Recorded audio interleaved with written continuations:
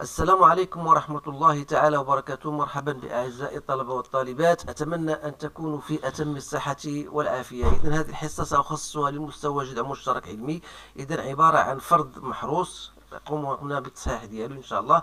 إذن فهو كالتالي. إذن فوالا يتعلق الأمر بالتمرين الأول اللي هو عبارة عن مادة اللي تتعلق بالتجاذب الكوني. إذن vous avez le temps de bien lire l'exercice et de répondre aux différentes questions. Alors, vous avez un corps de masse M, 80 kg. Le corps, il se trouve à la surface de la Terre. L'intensité de pesanteur G0, on vous la donne. Alors, faire un schéma légendé de la situation. Calculer P0, donner l'expression de l'intensité F0. Établir l'expression de G0. Représenter sur un schéma la force gravitationnelle FH exercée par la Terre sur le corps à une altitude H, donner l'expression de FH, etc. Donc voilà, vous avez le temps, comme je viens de dire, de stopper la vidéo. Alors pour l'exercice, parce que j'ai 3 exercices à faire, donc voilà le premier exercice. Et on va, après avoir fait cet exercice, on passera à la deuxième exercice concernant les actions mécaniques et un autre exercice concernant les relations entre la force et la pression. Alors je vais répondre d'abord à cet exercice-là et on va passer à résoudre les autres exercices. Alors en ce qui concerne la première question ici, on vous demande de faire l'inventaire, faire un schéma légendé de la situation. De quelle situation il s'agit? Vous avez un corps qui se trouve à la surface de la Terre. Donc voilà, je vais représenter donc cette force-là. Donc vous avez ici, donc voilà, vous avez la Terre. La Terre, elle a un centre bien sûr. Et vous avez bien sûr un corps S qui se trouve à la surface. Donc ce corps-là, donc vous avez ici le rayon R de T. Donc on a donc répondu à cette première question. Donc c'est très simple. Faire un schéma légendé.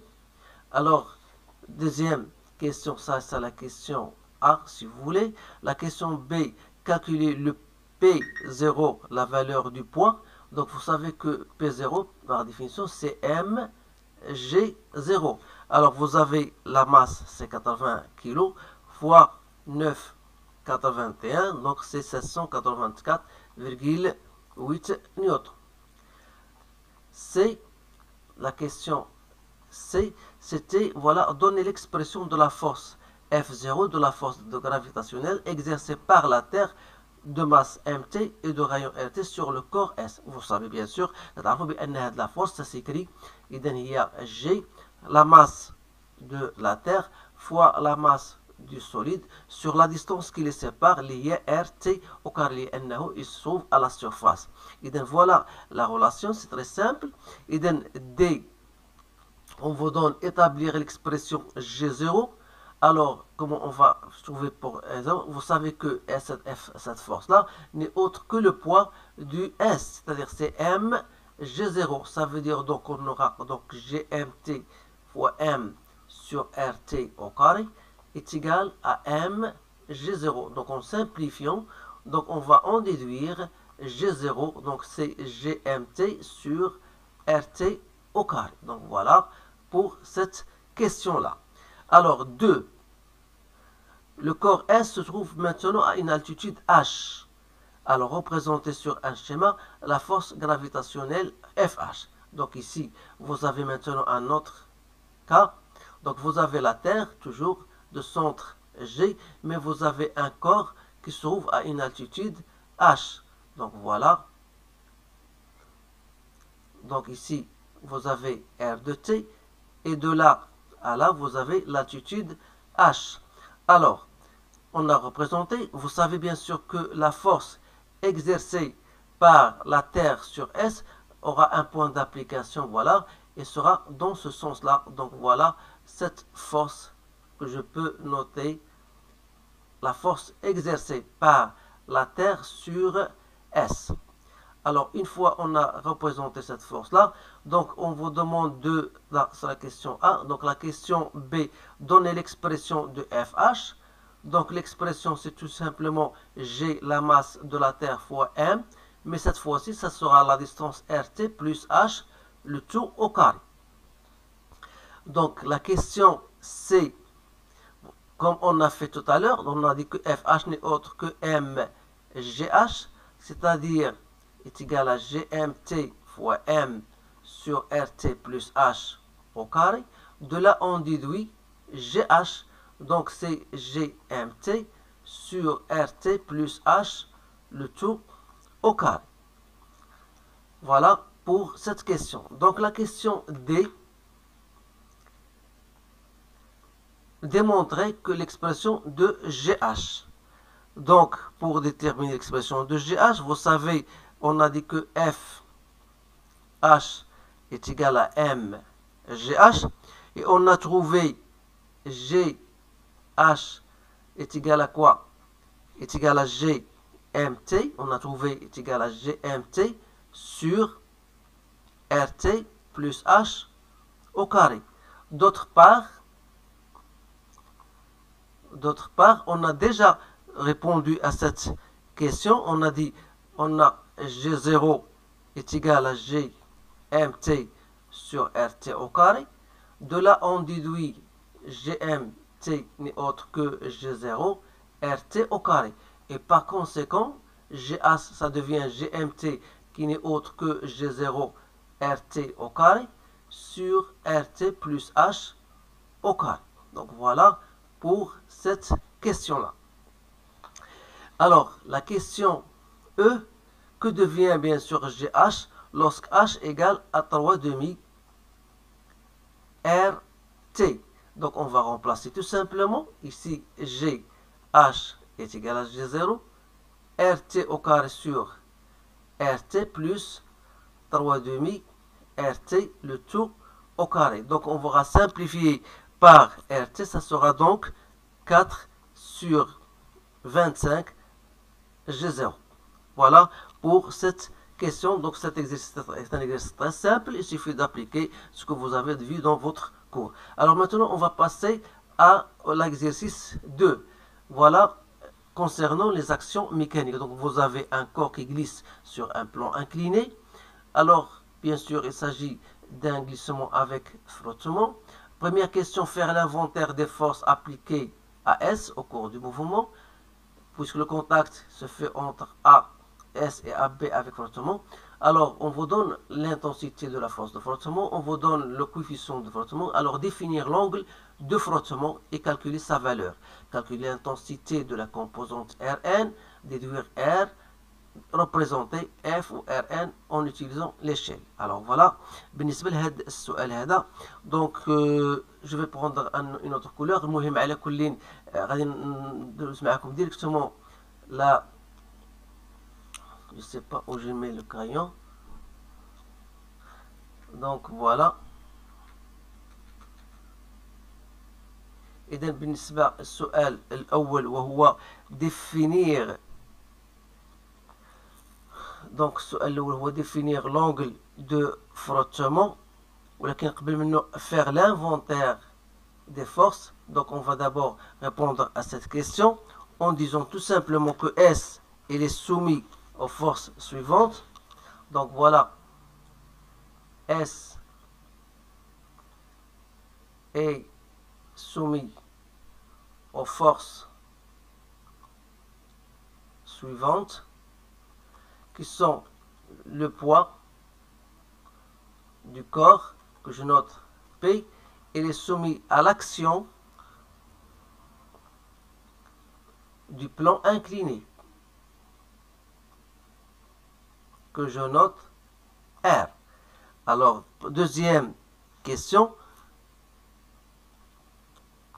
définir l'angle de frottement. Alors, normalement, ça c'est dans votre cours, donc l'angle de frottement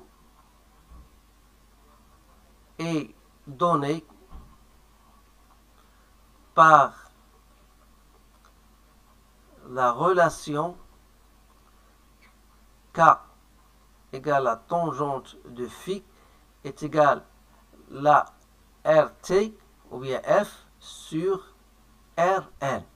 Donc, pour vous mettre cela plus clair, donc vous avez le corps S. Donc ce corps-là, il est soumis normalement à une, voilà, à son poids. Donc si, voilà, ça c'est la normale, bien sûr, au plan, le sens du mouvement, il est dans ce sens-là. Donc, c'est-à-dire que vous aurez une force R. Donc, une force R sera donc, il aura deux composantes. Une composante tangentielle, qui est la suivante.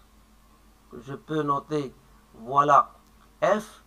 Et vous avez une tangente horizontale. Verticale, RN. Donc voilà, si vous voulez, ça c'est l'axe Y. Donc le sens du mouvement se fait dans ce sens-là. Alors l'angle de frottement, c'est, voilà, c'est l'angle phi. Donc voilà l'angle de frottement, c'est l'angle que fait la réaction à la résidence de force R avec l'axe OY. Voilà, la représentation. Donc je n'ai pas les règles, bien sûr, parce que c'est très difficile de représenter cela sur une table graphique. Donc je vous donne la façon dont vous allez représenter, bien sûr, les différentes forces.